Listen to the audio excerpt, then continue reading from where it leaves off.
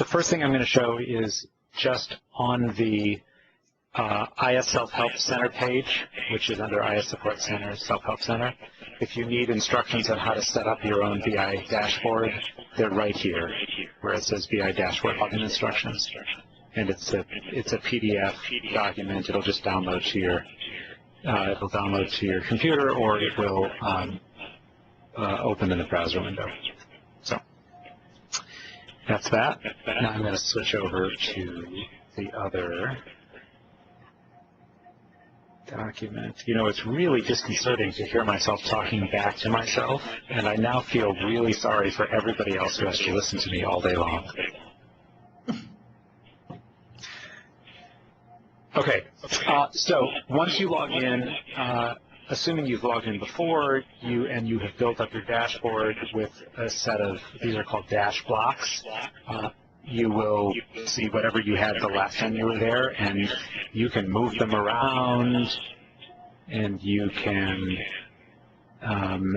take them off if you decided that a report that you had previously pinned to your dashboard you don't want to have there anymore by clicking the X. And then once you're done modifying your dashboard, you can just click the home screen, and you're out of customize as a format on the screen. Okay, so then the next thing to do is I'm going to show you how you look for other reports that you might be interested in pulling onto your dashboard. This is all in the document, by the way. If you click the Explore button, you're going to be brought to, I think as a default starting point, everybody gets brought to the Sage CRM reporting. Some people will have, by virtue of their security rights, you'll have more than just the Sage CRM reporting grouping. You may have some other reporting groups here.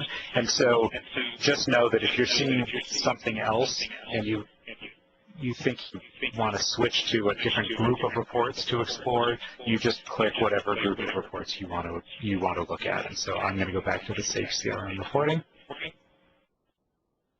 What we're going to spend most of our time with today is what we reviewed on paper last week, and that is the sales main dashboard. As soon as this actually goes through.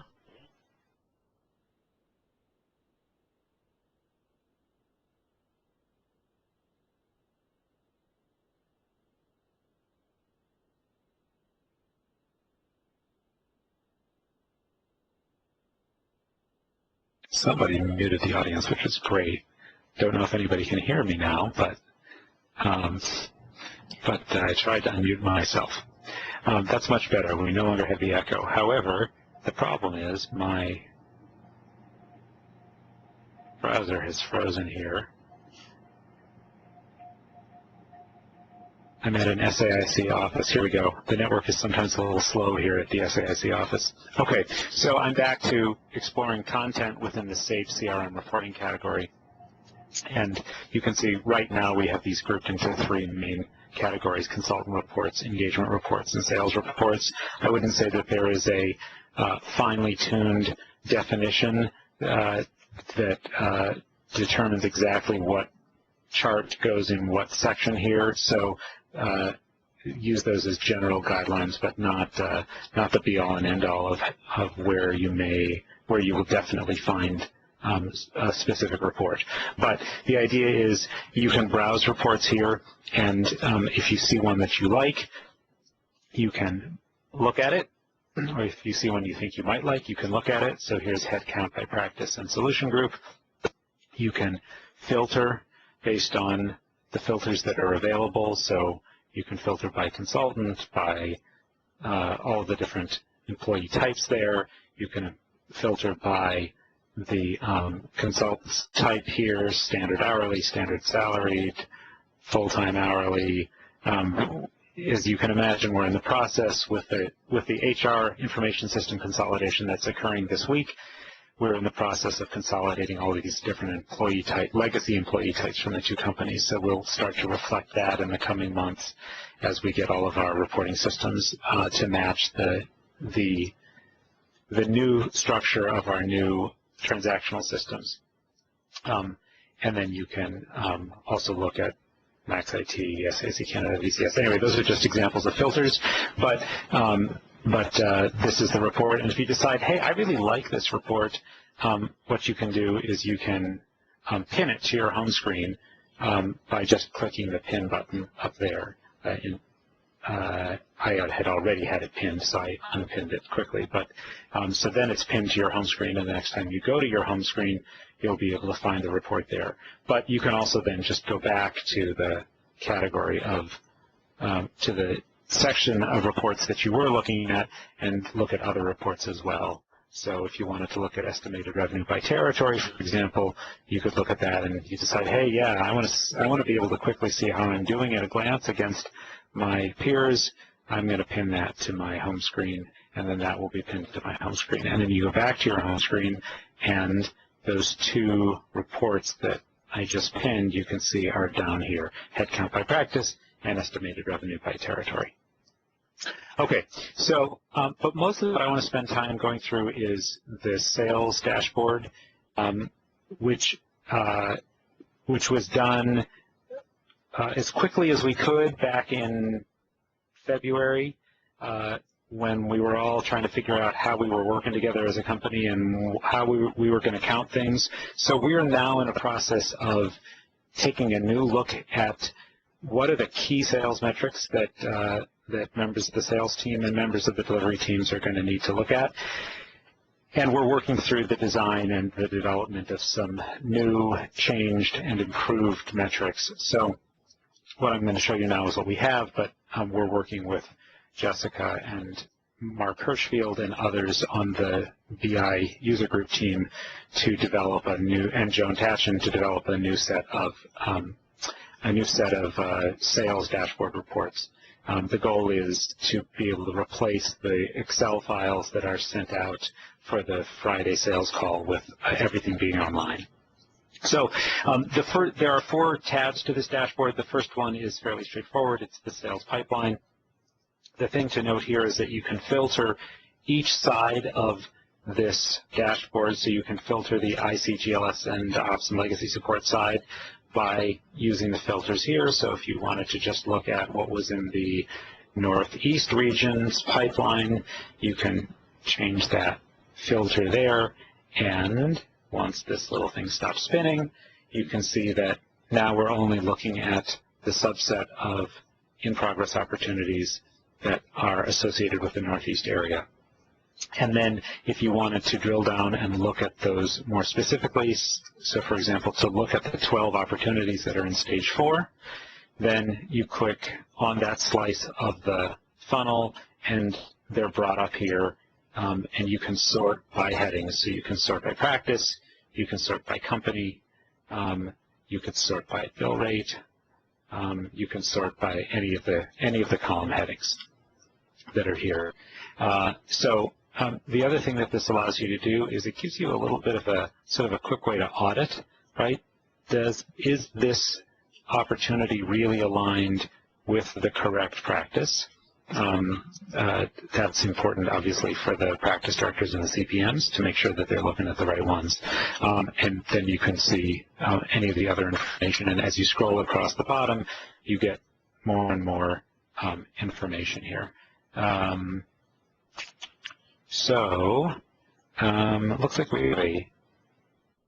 we have a mislabeled column here. It's the first time I'm noticing that. End date looks to be a number rather than the actual target end date. So I'll make a note of that, and we'll get that column labeled correctly. Anyway, so you've got all the information here. This is another place also where you can ensure that you have the solution group, service line, service offering details entered correctly. All of this data is just pulled directly from Sage. Here's the opportunity ID. So all of that information you can look at by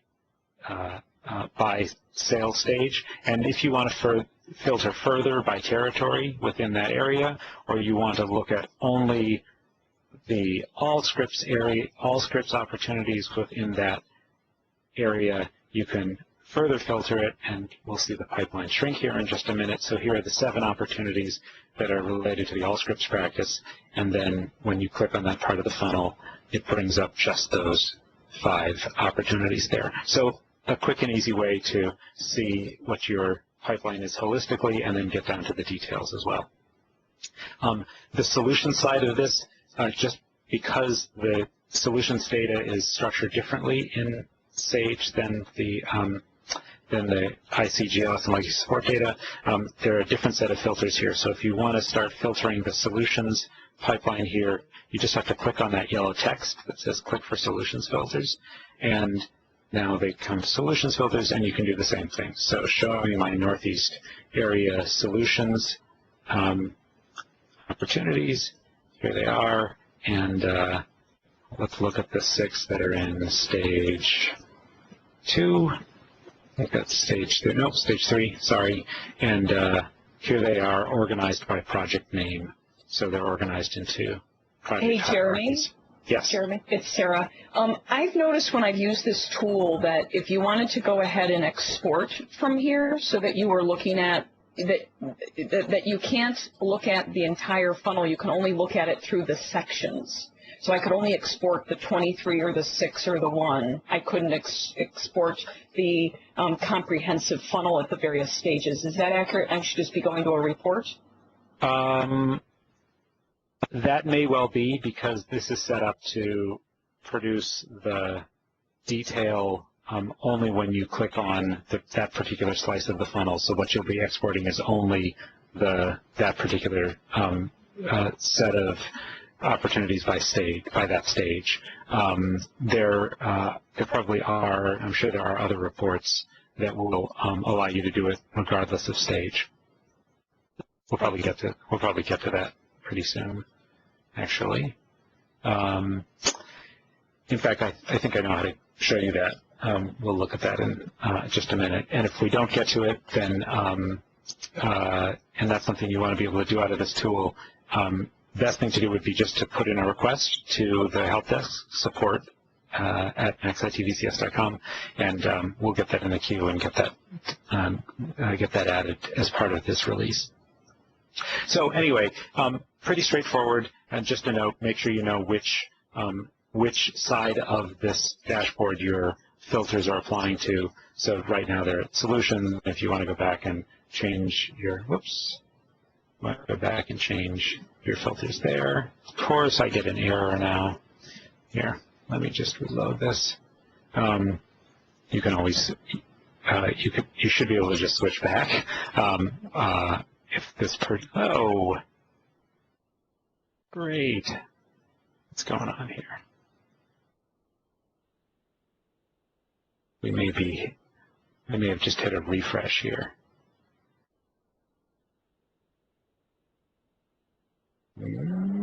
Okay, so let's see. Let's move to a different part of the dashboard, different part of the BI dashboard for just a moment. Let's see. See if that. So here's an active engagements by practice, for example, and if you are interested in looking at the technology practice active engagements, you should be able to do this. I am getting really bad luck with these presentations, Sherry. They always seem to have something go down. Let me see if I can find something that isn't going to rely on something that's not opportunity analysis. So let's see. What can I bring up? Apologize for this. Let me go back here. See if we can get something else here. Nope. All right, I'm going to give up on doing these demos because the system seems to not be happy between 1:30 and 2:30 on Friday afternoons.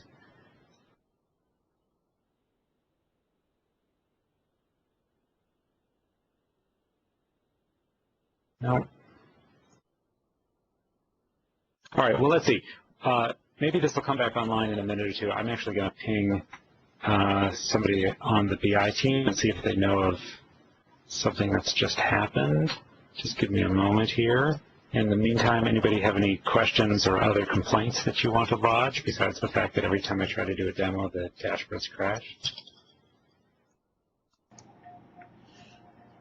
I've unmuted the audience, so.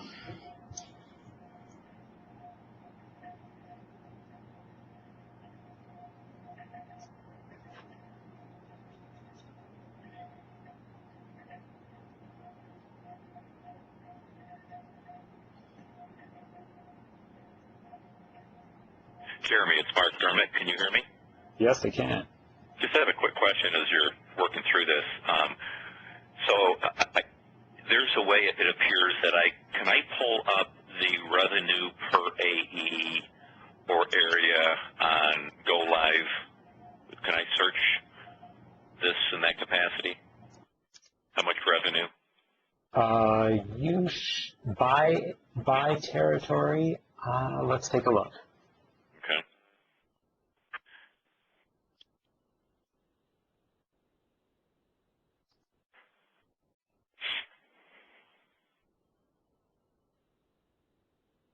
This is Kim Tombrego. I thought that was not available as yet, unless it's merely estimated or something. Yeah, are we talking actual revenue or Right. Actual historical revenue? If I want to know through, May of this year by AE how much Go Live revenue has been sold, is that information available yet? It actually may be. We are in the process of getting final sign-off from finance. So let me show you this chart. So here is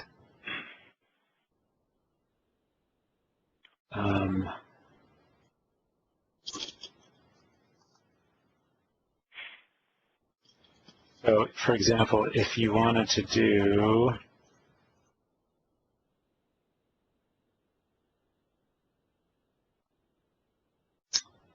so here's combined revenue, and if you wanted to look at service offering by territory, so yes, it's here, right? Here's ops and legacy support, and when you hover over it, it shows you the dollar amount. Okay. Doesn't look like we've gotten around to building a service offering filter here to make it a little bit more useful, but let me see if the grid view gets you there. In other words, I guess, Mark, short answer is, if we don't have this rendered right now as a canned dashboard, we can probably pretty easily get this to you. Okay. Because we've got the data in one of the data marts now. It'd be good to be able to look at year-to-date revenue numbers, any sort of ranking information, who sold the most, by AE, by area, that sort of thing. Yes. But it's not something I can wait for whenever it gets developed. No, this is Joanne Conrath. As a sales rep, it would be a fascinating concept if you had an idea as to what your revenue was year to date, since I don't have a clue what mine is. Nobody does. There's a lot of Go Live to win. It's only because of you, baby. Right. So as you guys can imagine, the challenge has been aggregating the revenues consistently across AX and Vision since the beginning of the year. So we do have preliminary sign-off on that aggregation from finance. We have a few follow-up questions for finance that we're tracking down. That's this. So that's the underlying data for this chart, and you. So what we're going to be trying to do is to get approval to release this to AEs and anybody in management in the company, because this data, spun any number of ways, is, as you can imagine, quite useful. So, if you wanted to do North Central, right? So here is February, March, April, May for the North Central area by territory, combined revenue for those 4 months. Now, bear in mind that this data comes from timesheet entries. So adjustments that are made by finance are not reflected here. That's the title of this, timesheet revenue. And there are a few other caveats to using the timesheet data. So it's not spot on accurate, and it won't be useful to anybody for trying to calculate commissions or bonuses, but it is fairly close to accurate because it is what was entered on timesheets, including fixed fee projects. So I'm really anxious to be able to make this available to a larger audience for exactly this purpose. And again, we're just as you can imagine, the finance team has been fairly busy the last month, so we've had to prioritize everybody's work, and we'll be getting, as soon as we get final sign off, we'll be able to open up this dashboard to the entire management and sales team. Does that help?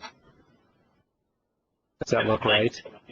Does that look about right, for example? 2.6 million in GLS for 4 months in the Chicago, North Illinois territory? Probably. Okay. I have no idea. It's maddening to me that as a salesperson, I've never worked for an organization where on a monthly basis you don't know what you did the month before.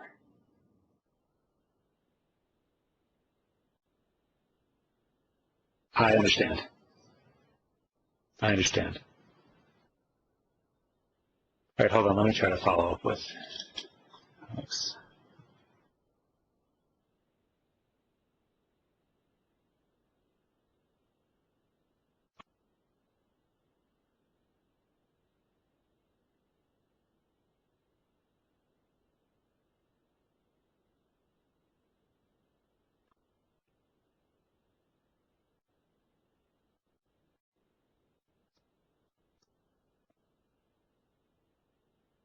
Sorry about this, guys. I went through this an hour ago to make sure that things were working. So something must have just happened here. Other questions I can try to answer. Kim, is that you? No, we're good. Anybody who's ever sold software in their life feels your pain. I'm not trying to sell anything. Oh, yeah, I've had this happen before. Worked yesterday. Worked on this computer, on this network, an hour ago. Okay.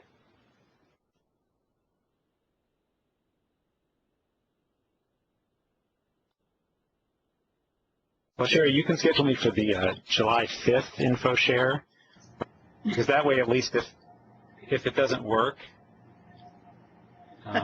We're actually not having an info share on July 5th. that's what I figured. Okay, I'll be sending out that announcement soon. All right, well, if you guys can be patient for one more minute, apparently the extract is in the middle of running, so something had to be fixed, and they reran the extract, so I'll get a message as soon as that comes up. Let me try to show you something else that might work.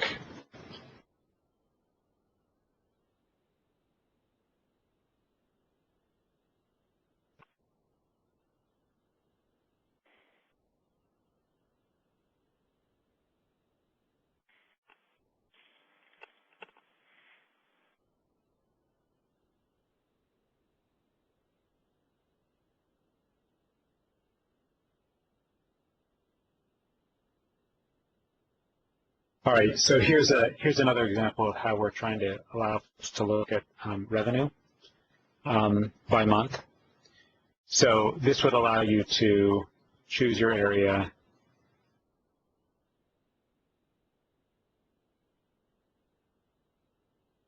and then further drill down by territory. We've got something funky happening with the software. We know about this problem where the months jump out of order sometimes, and so we have a ticket into the vendor on that. So here is timesheet revenue, revenue based on timesheet entries for this territory for the last 6 months, including what has been booked to date in June, or what has been processed to date by through timesheet submissions in June. And so, again, this is something that I'm really anxious to be able to release because I know, believe me, every week or two I get 3 or 4 more questions about when more timely information about revenue can be made available. But so if you wanted to look at just Go Live support revenue, for example, that's what's booked so far. But again, this is where something about this doesn't quite look right to me. So this is where we're trying to follow up with finance to get a little bit of clarification on how engagements are being logged in Vision, how in some non-standard way in some engagements. So,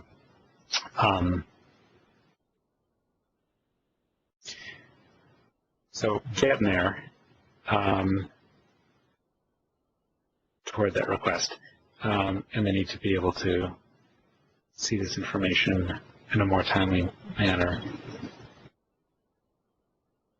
Try this one more time. And then I'm just going to quit because I bet everybody else has better things to do than to watch me agonize over reports that aren't working on a Friday afternoon. Yeah. So I apologize again that this didn't work. We had a system crash last Friday, and then obviously something in the last hour stopped working. So my apologies. I will follow up again with information as soon as we are able to validate that the system can be more stable.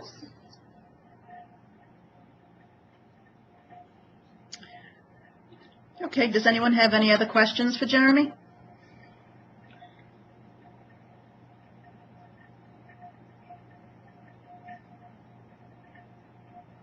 Okay, well then thank you everyone.